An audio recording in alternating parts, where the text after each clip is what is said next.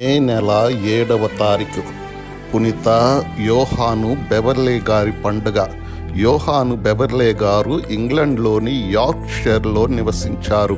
వీరు బాల్యంలో 7వ శతాబ్దం చివరిలో క్యాంటర్బరీ పట్టణంలో అక్కడి ఆర్చ్ బిషప్ పునీత థియోడర్ గారి పర్యవేక్షణలో విద్యను అభ్యసించారు. పిమ్మట విట్బీ పట్టణంలో బెనెడిక్ట్ సభలో ప్రవేశించారు. పునీత హిల్డా గారి నేతృత్వంలో ఆ సభలో గురువయ్యారు. క్రీస్తు శకం 687లో ఆక్స్ఫామ్ పీఠంకు బిషప్గా అభిషిక్తులయ్యారు. క్రీస్తు శకం 705లో యార్క్ అగ్రపీఠం ఆర్చ్ బిషప్గా బదిలీ అయ్యారు. 15 సంవత్సరాలు ఆర్చ్ బిషప్గా వేద వ్యాప్తి సేవలో తరించారు. ఆ పిమ్మట తాను రాజీనామా చేసి ఆ ఖాళీలో పునీత చిన్న విల్ఫ్రెడ్ గారిని అధిష్ఠింపజేశారు. తన మరణ సమయం దగ్గరలోనే ఉందని తెలుసుకొని బెవర్లే పట్టణంలో ఒక మఠాన్ని నెలకొల్పి దానిని అభివృద్ధి పరచి ఆ మరుసటి సంవత్సరం తోటి సన్యాసుల మధ్య ప్రశాంతంగా ప్రాణం విడిచారు. క్రీస్తు శకం 721లో ఈ లోకాన్ని విడిచి పరలోకం చేరారు.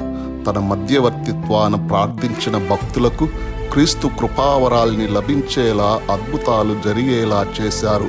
బెవర్లే మఠంలో తన చరమ జీవితాన్ని గడిపిన పునీత యోహాను గొప్ప దైవ అనుగ్రహాలు పొందిన సువార్తికుడు, పేదలను కనికరంతో ఆదరించిన దానమూర్తి, మరి ముఖ్యంగా గురు అభ్యర్థులకు మంచి తర్ఫీదునిచ్చిన శిక్షకుడు. వీరి శిక్షణలో ప్రఖ్యాతిగాంచిన పునీత బీడ్ గారు ఒకరు. వీరిని క్రీస్తు శకం 702లో గురు పట్టాభిషిక్తులను గావించిన వారు పునీత యోహాను బెవర్లే గారే. మధ్యయుగాల్లో పునీత బెవర్లే గారి పుణ్యక్షేత్రం గొప్ప యాత్రికుల కేంద్రంగా విరాజిల్లింది. పునీతుల జాబితాలో యోహాను అని పేరు గల 69 మందిలో వీరును ఒకరుగా వందింపబడుతున్నారు.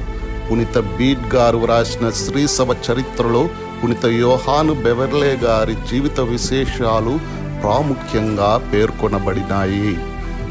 బంగారు మాట: నీ అనుదిన బాధ్యతల్ని తూచా తప్పకుండా నెరవేర్చుట ద్వారా నీ ఒక పునీతుడు కాగలవు.